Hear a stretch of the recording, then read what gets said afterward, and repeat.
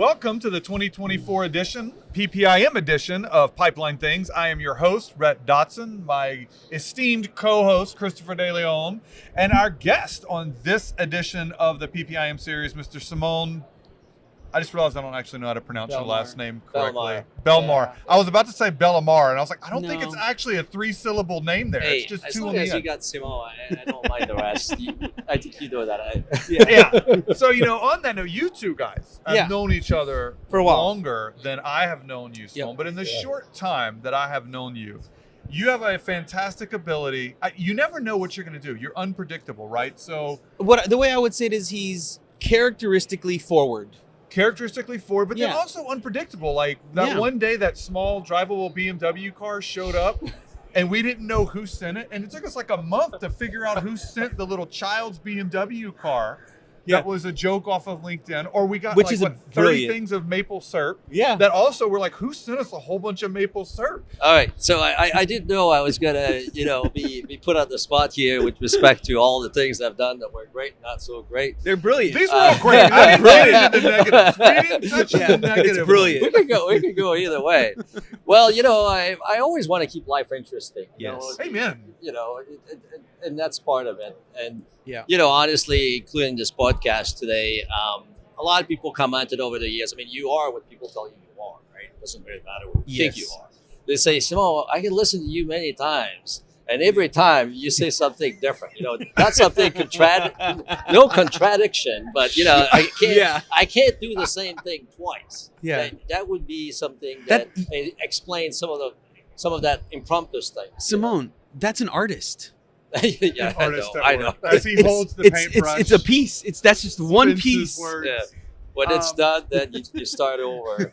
All that to say, call to the audience. You got to listen to the whole podcast because you don't know when Simone is going to drop the gold. Yeah. That will be forever on tape in this podcast, but it's guaranteed to happen at some point. It's our job to pull it out. We got to pull it out. We're just going to keep softballing stuff and see what he cracks, right? But no, seriously, thank you for joining us. Yeah. I think it's fair for me to say that in introducing MMT, you guys are really well known. When people think about material testing, when people think about in the ditch material verification, I would probably, without hesitation, say that MMT is the first name that comes to most people. In the forefront. In the forefront, right? You guys have been, I think, waging this war in the industry for longer than anyone else. So it's going to be, we just want to thank you for coming on and being willing to talk about that. But for those of our listeners who maybe aren't as familiar with MMT, can you give us who is Simon Bellemare? And if you don't mind, Reader's Digest version of MMT and how you got here today. Yeah. Well, so if you start about me, if that's what you want, I born in Quebec, Canada, and decided to be an engineer. And from there on, I just wore a lot of different hats, and they still kind of in the closet. So every once in a while, one of those come back. They'll show their face. Yeah, exactly. So I took the scientist hat to get my PhD at MIT, and that's where I started doing this frictional sliding stuff, or kind of the core of our technology today. When I graduated, I came back and said, hey, I wanted to be an engineer. I didn't want to be a scientist. So I did that for about 10 years. And this idea came up to do, a technology company. So I became a real entrepreneur, managing risk. That's the definition of managing being an real life personal risk, funds on the line type risk. I'm more interested in coaching people being entrepreneurs than doing it again myself. Just want to be super clear. Right? Yeah. Would you do it again? I don't know. Well, there would have to be another front runner. Yeah. And that's possible, with the experience, you're able to coach somebody to really do it. But, MMT today, we've been in business since 2018. So the first 2 or 3 years, we were just trying to get it. The company was founded in 2015. Okay. Thank you. We took 3 years to make machines, get them third-party blind tested, and by the end of 2018, we had 150 digs under our belt. Wow. And I'd like to say that at that point the real work started. Yeah. You had the tool. You could do this. The rules came out, the mega rule, and we rushed to be able to sell equipment and be scalable by the time they came into effect in 2021. Yep. So, at that point, you're 6 years into it. And ever since, they keep improving stuff, adding on things, the software, things connecting automatically. And I've had less and less to do with it, honestly. And I appreciate that. I did go back to the lab, not as a scientist, but as kind of the innovator, challenging a few things. It's been fun. Yep. The past couple of years have been fun. I say that I officially acted as a CEO starting last year. All right. So what were you before this? Well, wearing all those hats, I was jack of all trades, master of none. Yeah. So I really appreciated that you said 2015, because I definitely remembered, I felt like I was hearing about you guys before 2018, but 2015 isn't when y'all suddenly got the idea to start MMT and be like, hey, let's go do materials. There had to be a period before 2015, huh? Yeah, and I do remember some of those moments. Is that what it is? Are you trying to block them out? Like, is the entrepreneur and he's like, no, I don't want to remember. Let's just say he was exploring, and we might not disclose what those activities were. Well, the very first thought of making a portable instrument, I was working under an historical bridge in Boston on a barge with these little poker, a MiG-10. That's what we were using. They wanted to know if they had to tear the whole thing down and make a new one. It was a very nice arch. I mean, we spent all the effort we could because it was important, but we couldn't get data really that was useful. And there's been other instances, of looking at, you show up to a job site, they're running this big reactor that was built long ago, and they don't know what it's made out of, and you're there as a consultant, and you say, well, what do you want me to do? I'm here to evaluate the integrity, but you don't give me the data. So it took a while because I think the ability to come up with an idea. So I had identified something I thought I could do, never thought about how until about 3 years later. So that was 2013. And what was interesting was I kind of quit my day job, started my own consulting company, started lecturing at MIT. So all of a sudden, you're more able to think. And if there's some takeaway I've learned is, I think everybody does it at least once in their life, take a little bit of a step back and say, what can I do? What do I want to do? So this idea came up of putting the lab instrument on a tripod so it can follow the pipe. And that's really was sort of the real starting inspiration for the company. Without that, we couldn't make a good tool portable. You kind of make it, but to be able to test different diameters, always have everything perpendicular to the surface, which is super important. And then from there, it was, getting enough momentum, getting people to start doing things for free. Right. So you're getting towards like the now. Yeah, the getting it off the ground. But one of the questions I always like to ask is, and you'll hear this on every podcast, is it's why pipelines? Like, at what point did you say, I'm going to target pipelines and not Boston bridges? Yeah. Like, how'd you get here? Yeah. Well, we had to find an application where taking a piece and bringing it to the lab was not possible. So we were looking for, high pressure stuff to begin with. Yeah. And, simply put, when we started doing market research, the mega rule came out. So we started talking to pipeline companies. We spoke to Enbridge in 2014. So even before starting, about some of their needs. And it was a validated market for us. It was considered small by our sponsors, but with a low barrier of entry because we didn't need the tool to be standardized. So between the need being there, being a timing aspect, and proof is in the pudding sort of thing, that just made it very, very clear that that's and regulation what we needed to helps. focus on. Interesting. Yeah. So let's fast forward to today, where you guys are at, because we're going to divide up this podcast into this interview with you really into two segments, which is where is MMT now? What should people expect if they're going to reach out to you guys to do an inspection? What's the technology that's in the ditch today? And then we are going to move forward with where you guys are going next on the second part. But so tell us a little bit now. Where is HSD testing today? It's a rugged process altogether. So it took you to build the operation to be able to deliver equipment, training certification, remote support for if anything goes bad, including people, not always being in ideal condition. They want to now test the fitting. They want to test a 2-inch diameter. So they always call in, and we get those things answered. And then the data service has been ironed out in terms of being able to do everything faster. But kind of that high level, we're ready for the next phase of growth. Because our product today is more or less as good as it gets in terms of accuracy. There are improvements in terms of ease of use, removing steps, things like measuring chemistry, doing the imaging that's going to become optional. Just kind of like if you want the best accuracy, you do this. But if you want to save some time, you can use just the tool itself.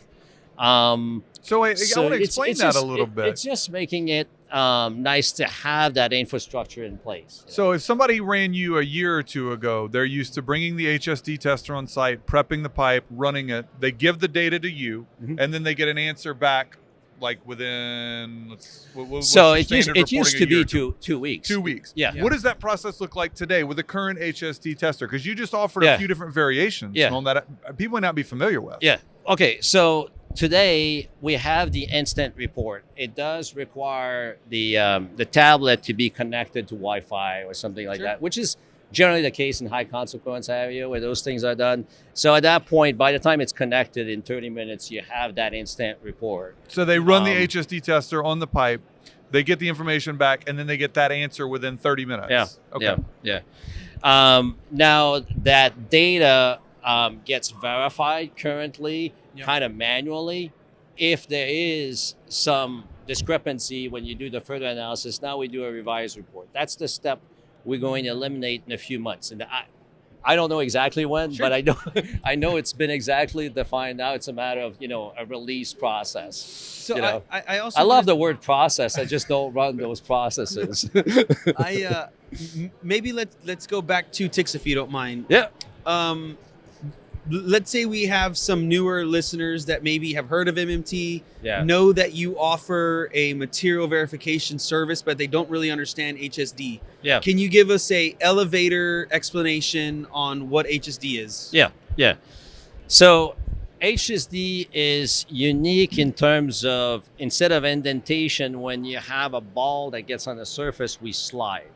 Okay. And the biggest difference there is you create essentially a wake profile. It's just the same way you got a boat on a lake. It starts to get to that speed, and you form a certain ridge in the back. So at the core, all the tool does, it applies a constant load, just like the weight of the boat. And then there is a tool to measure the width of the wake that is behind. And we have 4 balls, like 4 boats running side by side with different shape. And that's it. Why so HSD? the fundamental What's is HSD? very simple. Hardness, strength, and ductility. But a lot to call it the MMT tool, right? This is true. But it's the origin story. I mean, everybody loves an origin story. I'm disappointed is the origin story. I really you need to embellish the origin story. Can you not be sitting on a boat and you were sitting there and one day you saw a boat come across the wake and you just had this epiphany where you realized that steel materials behave the same way, and you went into your garage and in your garage you were. I love it. Yes, I do get inspired a lot when I go fishing. Like, it's very important. That's why my wife lets me do it. Yeah. I can go as much as I want. You're right. Yeah. I study the profiles of the boats as they go by to improve the technology. So what does the HSD give you? So the fundamental with respect to the load and the width, that's just get put into models we built using finite element analysis. Yep. So we have essentially those equations. You get the 4 width numbers, and then it turns into a theoretical yield strength, because that's just really built out of the physical measurement and the simulation. And, from there is machine learning to take that theory number and make it something that's very, very close. So a customer is less interested in a profile, for example. They're more interested in the final calculation that you give them, which is a yield strength. Yeah. They want the yield strength. They want to make sure that it meets all the requirement from the mega rule. Yep. That 192.607. So it has to be some very well-established procedures and training certification, all those things. Make sure that whoever runs the test will give you a reliable result with the same, level of accuracy, essentially. Understood. Yeah, that's been really multi-years of work and getting everything down to the point where if you could get trained and certified, Christopher, and how many times can you fail the test? You know what? On that note, we're actually going to take a real quick break, and we're going to be back. And when we come back, we're going to talk with Simone about where MMT is going in the future, and maybe talk a little bit about some new things that you guys are working on. Hang up. We'll be right back.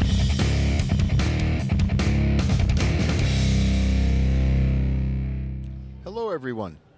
It's BJ Lowe from Clarion, and we're very happy to be sponsoring this season of Pipeline Things to showcase the impressive technologies being exhibited here at PPIM. I'm Ben Stroman, and we've been impressed with the turnout at the 36th PPIM conference event in 2024 with 159 companies exhibiting, over 3,000 attendees, and over 90 papers being presented. We've had a great year with a huge turnout in terms of high-quality technical paper submissions. Attendees this year will have the opportunity to hear from industry stakeholders and their advancements in several fields, including ILI analysis, geohazards, materials identification and verification, emerging issues, repair, hydrogen, integrity management, NDT, and more. If you couldn't make it in person to the PPIM conference in February, you can always find helpful resources and tools offered by Clarion year-round. We have several courses taught by subject matter experts that can be found on our website. We're excited for PPIM this year, and we hope to see everyone next year as well. But be sure to stay up to date with Clarion and its offerings by joining our mailing list on our website. Thanks.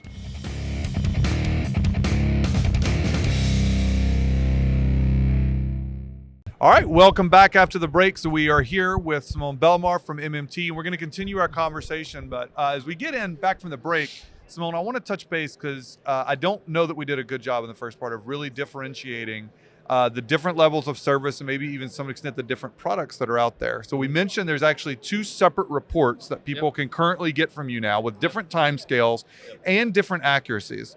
In addition to that, you guys are going to be pushing the envelope in the near future. So I told you I don't want to make things boring. I know I want but it does drive some of our customers nuts. Yeah, absolutely. Tell me what to buy now.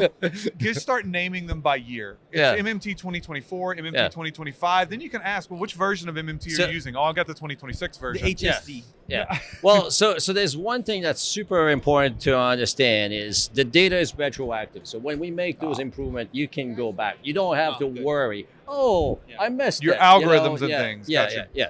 But I think what's easiest to do is to talk about what's going to happen April 1st, because this is going to all become is it an April pretty Fool's joke? Yeah, exactly. It means sometime in April. That's what April 1st means. So sometime in April, there will be 2 things you can do when you go in ditch with the tool. Mm-hmm. The first option is you just run the tool. Okay. And by running just the tool, everything is automated and you'll get your final number that day. Now, your second option, and that's coming with the same accuracy that we have right now, it's 3 KSI. Okay. So there's no change. 3 We just made better analytics on yield, plus or minus 3 KSI on yield. Yeah. Okay. Yeah. So the biggest thing is you can continue to use the full process, which include grain size and chemistry. And those chemistry results take a week to come back. So we can't expedite that more. It has to be shipped, all that. So that an example, one, just briefly. So they'll use your HSD, they'll take some sampling from the pipe, send it to a lab, get chemistry. Yep. Right? Okay. Yep. And on site, they etch the surface and get grain size. Yep. So this is what we used to do, except now we put a plus on it because the accuracy is plus or minus 2.6 KSI. Got it. And we're getting pretty close to what would be the lab-to-lab variation. So we did some studies that plus or minus 2.0 KSI is what would happen different locations on the pipe, different people running the lab test in terms of the test lab. So we're pretty much getting close here to the sort of the physical limit. And this kind of gives your clients the ability, I assume, to decide when they want to engage that surface, right? Because they're going to get the results real time. If plus or minus 3 KSI works for them, there's no need to take the shavings and do the other stuff. But if they want to pull the trigger and need that, then they can go to get that extra bit. Yeah. So that's about the story for Yields Train. Now, with the same HSD plus process, as long as the seam is inspected to make sure there's no anomaly, including on the inside of the pipe, you want to slide over it. You want to create those. Now, we just shifted to seam weld. Yeah, but it's with the same tool. With the same tool. So the same tool they're bringing in the ditch that I can get a report that day or within a week. Yeah. Now we're talking about measuring on the seam weld. Yeah, and that's something that a lot of customers right now are not fully aware. So we get cases where data comes back from the field and there was an ERW line. They didn't test the seam because they didn't really see the value in doing that. So because we're here and we're trying to talk about these things, what happens when you scan over the seam is you get this variation in strength through the heat affected zone, the bond line, and back and forth. You're scratching or you're doing your mark transverse, certain the circumferential direction. Yeah, exactly. That's right. And we do it long enough to go all the way from, base metal. Base pipe through the has, through the, got it. To the other base metal. There's a macro etch. It does require chemistry. And then we get that ductile to brittle transition. So the 85% shear. That's been blind tested, and the more I talk to people, they say, well, if I can verify a ductile behavior and I have corrosion on the seam, that helps me. If I have even not preferential seam corrosion, but corrosion and dents on the seam, I'll be able to know that you have a ductile behavior. You're in much better shape. So that's really sort of the added value for the same equipment on site. And everything. So I'm curious now. So is the welds that you can etch, is it limited only to ERW, or can you handle? Okay. For now, yeah. But I'd say it would be really hard to do an EFW or even a DSAW. I could imagine that being very challenging. Yeah, you have to allow for removing of the cap. That's right. And then there's going to be a lot of conversation about that. We're starting a joint industry program, and the customers want us to include those. So there's going to have to be a conversation. Of course they do. You're going to get drug into it. Yeah. So we want to talk about the what's coming up. Yeah. Is that you brought show and tell pieces. This is not normal for guests to come this prepared. So by all means. I know. What is this? So, and by the way, for our audience who's cannot see, if you're watching on the YouTube channel, Trip S has photographed these pieces before, and we'll overlay them on the YouTube channel so that you can see what Simon is talking about. Yeah. For those of you who are listening on your car, don't drive off the road as you try to visualize what he's doing, but Simon's going to visualize what the pieces that he's brought here for us. So since 2014, we've been asked to measure true fracture toughness. Yep. And of course, we can't do a direct CT test. That would require to take the pipeline. So we do a surface test. And I'm going to describe it because we're starting field work right now with this year. And that can lead to extra confusion. Yeah. Because, a lot of people say, I want to use MMT. Okay, well, again, what do you want? He's getting up from his seat. Yeah. I'm actually scared. I feel like we are losing control. I have no idea what's going on. The first step is to make these islands. So there's a bit here that makes them and ensure that, that doesn't go too far or anything like that. Yep. Then we have a blade, and the blade has a little gap in it. And this is an idea we had before, but the gap is very, very narrow. So that is the blade. Yeah. And so this is what you do with the blade. Yeah, you can fit a business card through it. That's it. Yeah. So what happens during the test is the machine comes with that blade and pushes on the island to essentially peel it off. And because of the gap in the metal, you create that microfracture. So we call the method planing induced microfracture, just like you plane wood. Plymouth? Yeah. Plymouth? was trying to make an acronym Oh out of that. yeah. We could do that if you want. Yeah, you can help me with that. I'm getting tired of naming stuff. He's already you- gonna name your new baby. Are you running It's the like, new come on. MMT PIMF tool? Yeah. But so that microfracture, what happens is we look how much it deforms Yep. before it actually snaps, and that's how we get toughness. Now we use that amount of stretch in the opening of the tool, and we use other stuff. We use yield strength, we use work hardening, we use some aspect of chemistry, and we are within 15% of the actual K values that you'll get from the lab. So I want to make sure I understand it. Because you were talking to the camera and got real up close, and we lost sight of you, and I didn't know if he was gonna wander off set there for a moment. I was like, I don't know what's going on here.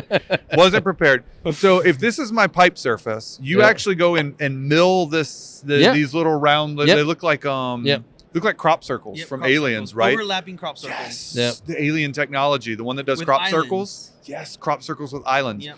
So after you mill and how deep are these? What is this, like 25 mils. 25 mil? And that's a depth. It's not a percentage of wall thickness. It's a set It's depth. a depth. We're going to improve over time, but right now, essentially, Of course. we need. It's a metal loss, right? And Yep. you want a certain distance between the test, the two quadrants. So in order to etc. do this, you got to be able to do 25 mil deep Mhm. crop circles. Quarter size crop circles with islands in them. And Yep.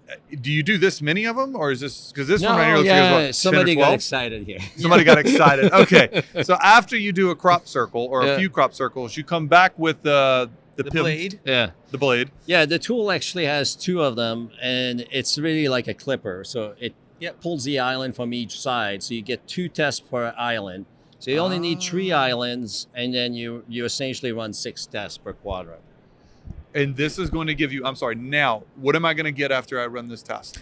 You get how much the steel was able to stretch before it actually fractures. Which So- you're then relating to fracture toughness. Yep. So, and now I'm going to get at maybe it's a hot button topic. I'm sorry, I totally took over. It's all right. Are you giving me Sharpies or are you giving me toughness?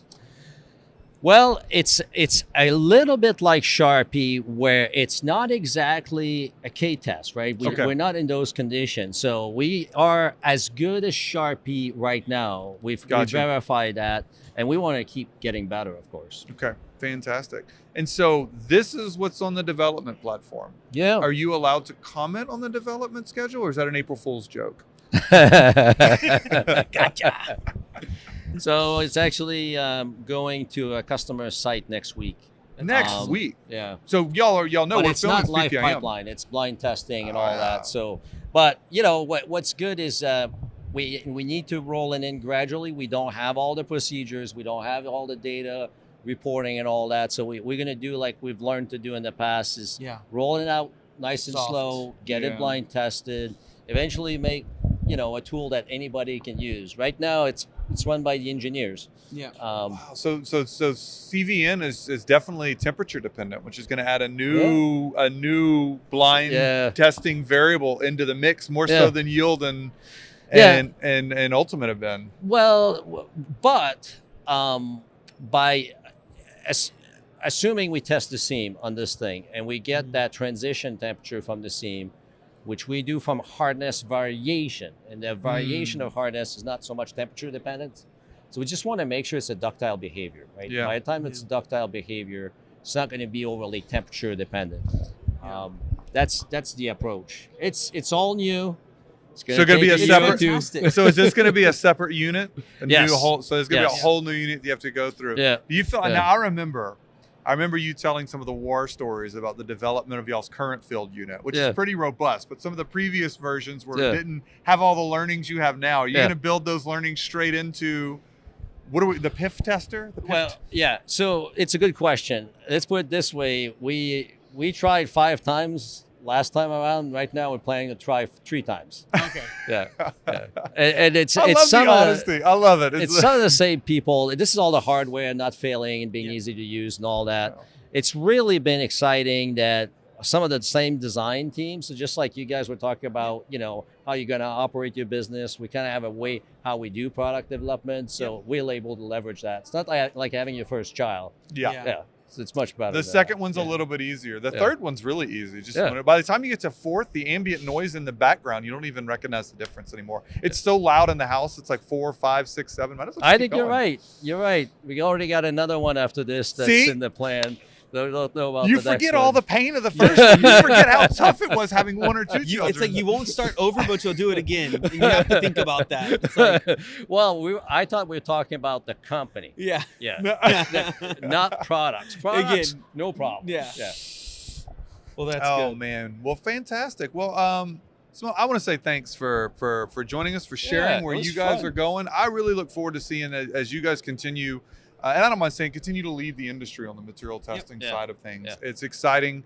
You know, again, I remember seeing very early on some of the presentations you did at PRCI. Thanks for bringing the first guest to bring To props. be the first guest. You know, I actually, not true, Vic brought props last time, but he didn't get up and bring them in front of the Yeah. camera. So that was good fun. I love what you guys are doing.